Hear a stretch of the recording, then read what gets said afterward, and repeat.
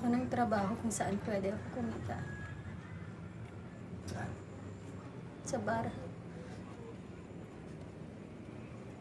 Anong klaseng bar? Sa bar na may mga sumasayaw na babae. Wala tayong pera. Wala tayong makain. Wala na talaga eh. Sensya na, May. Wala kang kasalanan. Alam mo, minsan, kailangan din natin kumapit sa patalim para mabuhay. Magtiwala lang tayo sa Diyos. At alam kong hindi niya tayo pababayaan. Balang araw,